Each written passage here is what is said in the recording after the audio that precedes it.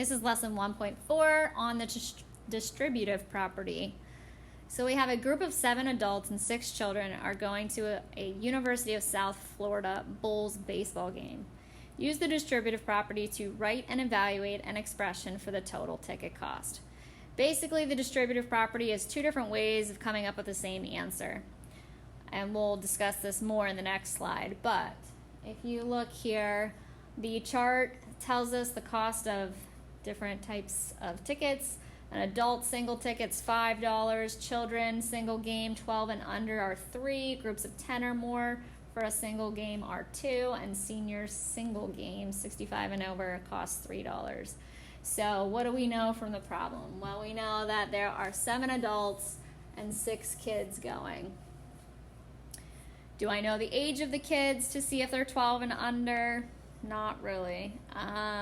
But I do see that I have 13 people going, which is a group of 10 or more.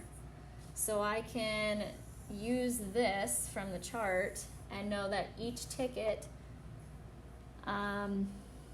is going to cost $2 for a single game. So we could do this in a couple ways. We know that 7 plus 6, that was 13 people going, and they're going to be charged $2 each. So this is $26. Likewise, on the other end, you could take 2 times the number of adults going plus 2 times the number of kids going and kind of separate it out there. So 2 times 7 is 14, 2 times 6 is 12. This also gives you $26. So notice on the distributive property, all we're doing is taking that front number multiplied inside. And I know last year you did a lot of distributive property, so hopefully this is pretty straightforward and easy to follow. So distributive property makes the mental math easier. So looking at this baby picture here, b times a plus y gives you ba plus by, or baby. So instead of doing 4 times 36, because I can't really do that quick in my head, I can break up the number 36 into partial sums there, the 10 spot and the ones place. So 36 is the same as saying 30 plus 6. And then we can use the distributive property. 4 times 30, like shown here, is 120. And 4 times the 6 is 24. And I could easily add those 2 together to get 144. That's a lot quicker than me trying to figure out, okay, 6 times 4, that's 24. Write the 4, carry the 2, or do some lattice. So try to apply this when possible. So I'm going to do the question up above. Use the distributive property to rewrite 7 times 49. So I don't know what that is off of the top of my head. I can show you one way using addition and one way using subtraction. So instead of 49, remember, you can put the 7 in the front and break this up into 40 plus 9. So this is going to be 7 times 40 plus 7 times 9. So 7 times 40, that's a nice 280. 7 times 9 is 63. And if I add those together, I get 343. So instead of using addition in the middle, you can rewrite 49 using subtraction. So 49 is very close to 50. So I'm going to write this as 50 minus 1. That's the same as saying 49. So 7 times 50 minus 7 times 1. So 7 times 50 is 350. 7 times 1 is 7. If I take 7 away from 350, I also get 343. So whether you want to round it up or round it down, it's easy to multiply by 10, 20, 30, 40, some of those numbers that end in 0, so that's what you want to try to look for. All right, a vocab term, coefficient. This is the number that comes before a variable.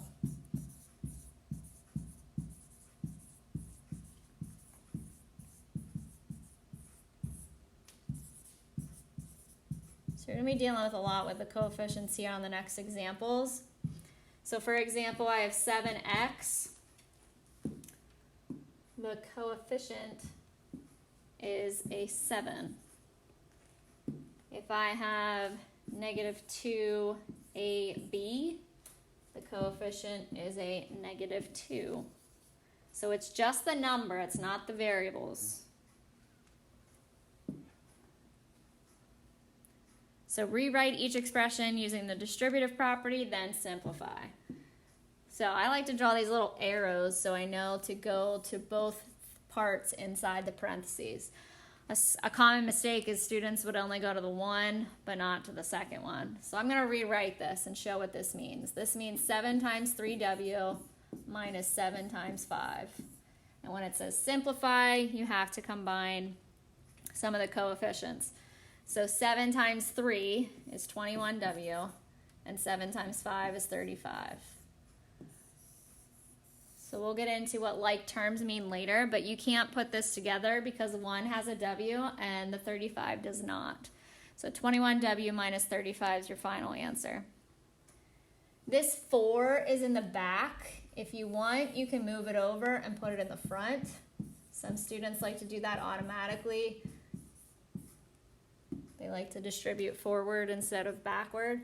So now I'm going to do that into the middle and to the third piece. So I need 3 different things. So 4 times 6v squared plus a 4 times a v minus a 4 times a 3. And simplify. So the 4 times the 6, that's 24v squared. You can write the middle term as just a 4v, drop the parenthesis, and 4 times 3 at the end would be minus 12. And you leave your answer like that. You have v squared, a v, and no v's, so you can't combine any further. So let's just go through these bottom 4 examples quickly.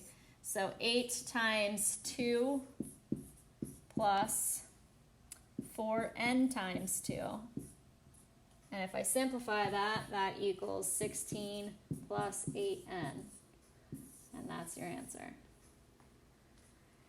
Next problem, you're distributing a negative 3 to both terms inside. So this is going to be 2 times negative 3 minus 5q times a negative 3. And simplify. 2 times negative 3 is negative 6. And minus, or a negative 5 times a negative 3 is going to change this to a plus 15q. So just be careful on that one with the signs. Common mistake is students rush through these and the signs get all messed up. So I'm distributing a negative 6 on this third one. So this is negative 6 times r. And a negative 6 times a 3g.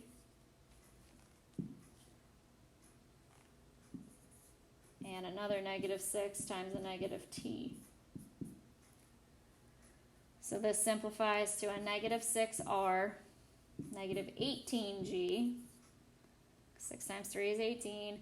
And on the end of this one, you have a minus times a negative. So 2 negatives make a plus. So at the end, you're going to have plus 6t.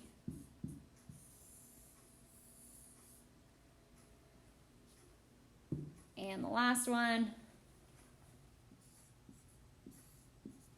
negative 4 times negative 8.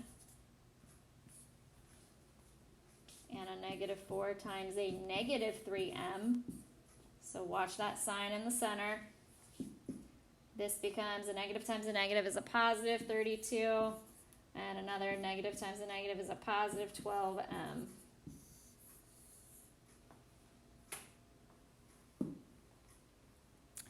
So earlier I said like terms. So like terms are terms with the same variable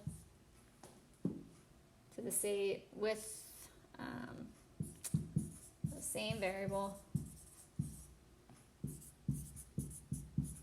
raised to the same power.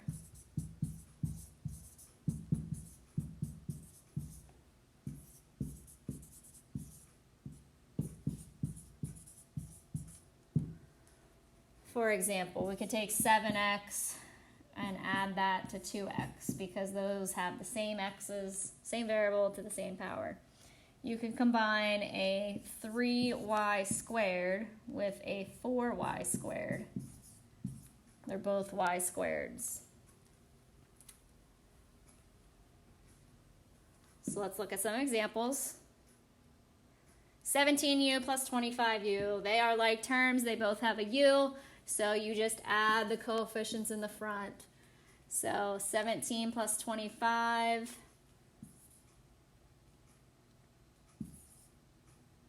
is 42u. On the next one, I have t squareds, and then I have t's. So I can put the t's together because they are not raised to the second power. So 6t squared is by itself, and 3 minus, there's an invisible 1 here, that becomes a 2t.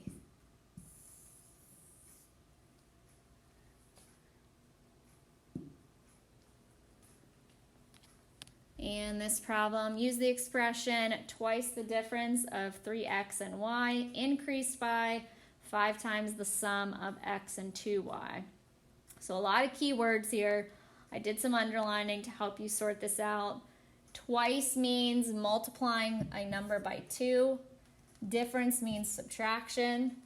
When you say difference of, that's you're grouping these two together and you're subtracting those. So the first part is we're taking twice the difference of 3x and y. So 2 times 3x minus y. Increased by, so that means addition.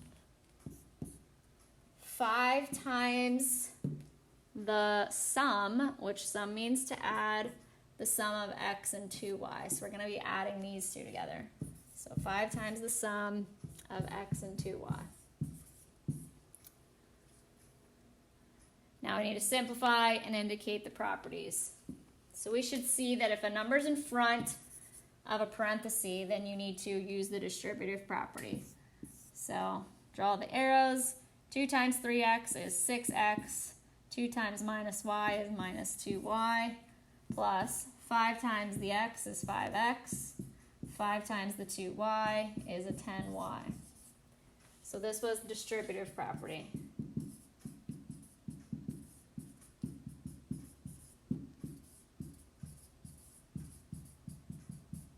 Then after you do the distributive property, you want to combine like terms. So I'm going to say that's CLT. Combine like terms of the same variable. So 6x plus a 5x. I like to box these off. The coefficient 6 plus 5 is 11x. Then combine your y terms together. Be careful about the sign that comes before. So this is a negative 2y plus a 10y. So negative 2 plus 10 is a positive 8y. And you keep the x and y separate, so your answer is 11x plus 8y.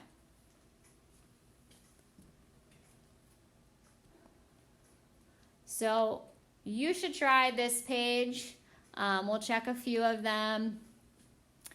4A should be super easy. Some of the other ones up at the top are easy. Try number 5 based on what we just did on the previous slide. Very similar to this question here. In your Google form, it's going to ask you for some common mistakes. So you can jot them down here, but some common mistakes are that students will not distribute a negative. A lot of students miss the negatives that come before a term. A negative times a negative is a positive, so just be careful on that. Sometimes when you're combining like terms, some students want to put an x and a y together, so making sure that they're separate variables raised to the same powers. With the distributive property earlier, like some of these questions, like I said, a common mistake is students will distribute to one term but not the other one. So they'll only go to the number that's right next to the parentheses, but not everything inside. So it's going to ask you to list of 2 mistakes that students make when doing distributive property and 2 when they do combining like terms. So think about all the examples that I had just said and put them into your own words.